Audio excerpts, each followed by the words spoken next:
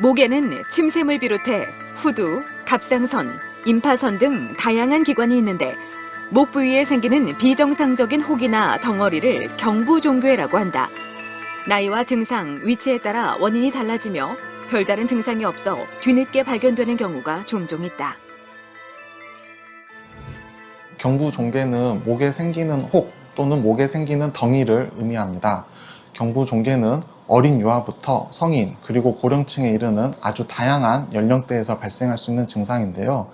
그 원인은 경부종괴의 위치, 나이, 그리고 발병 기간에 따라 가벼운 염증성 질환부터 악성종양, 즉 암이죠. 암의 경부임파선 전이까지 매우 다양한 증상입니다.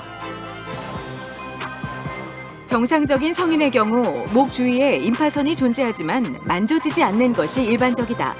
따라서 목 주위 임파선이 커져서 혹처럼 만져지는 경우에는 여러 가지 질환을 고려해야 한다. 성인이라면 편도선염이나 치과 질환 때문에 임파선이 일시적으로 붓는 경우가 많이 있다. 15세 이하의 연령대에서도 염증성 임파선염이 가장 빈번하게 발생한다. 네, 어떻게 오셨어요, 오늘? 저 2, 3주 전부터 목에 뭐가 만져져가지고 오게 됐습니다. 혹시 어떻게 알게 되셨을까요? 여기가 통증이 있으셨나요? 아니요, 좀 씻다가 우연히 알게 됐고 따로 뭐 아프지는 않았어요. 뭐 눌러도 아프진 않으시고요. 그때 편도염이나 뭐 다른 감기 증상은 없으셨어요? 네, 편도염 증상이 좀 있었고 열이 좀 있어서 동네 병원 가서 3주 약 처방 받아가지고 복용했습니다.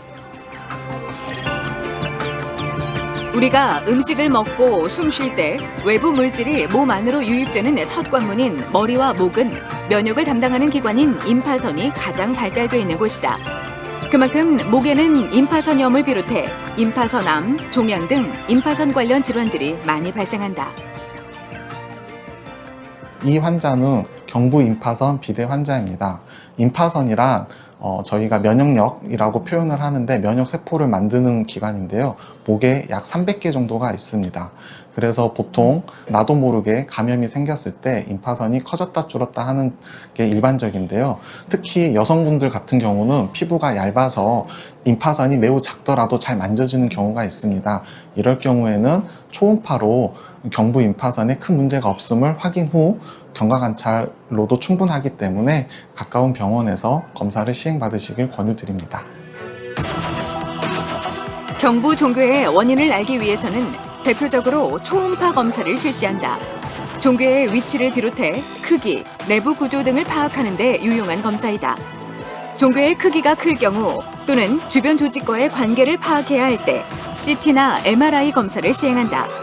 영상 검사 결과 악성이 의심될 때 추가적으로 세포 검사나 조직 검사를 시행할 수 있다.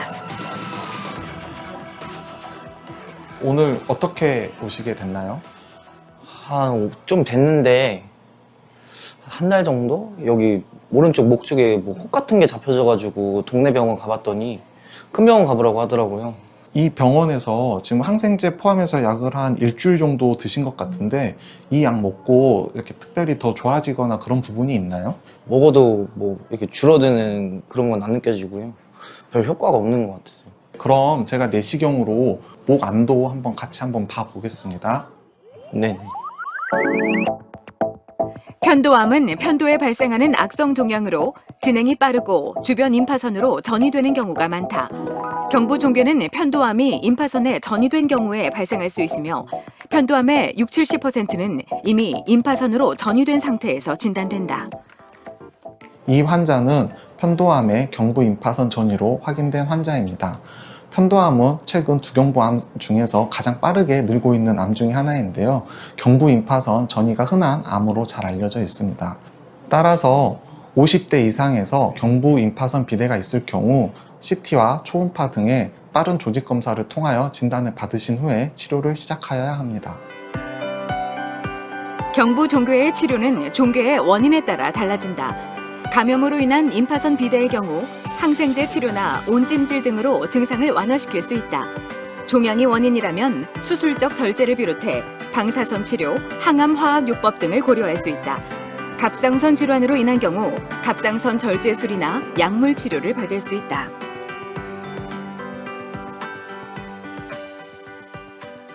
대부분 경부 종괴는 2주에서 3주 정도 약물 치료를 시행하게 되는데요. 약물 치료 시행 후에 대부분 호전을 보이나 일부 악성 종양의 전이 같은 경우에는 약물 치료에도 반응이 없습니다. 이럴 경우 조기에 가까운 이비인후과 전문의를 찾으셔서 적당한 검사를 받으시는 게 빠른 진단에 큰 도움이 될 것으로 생각됩니다.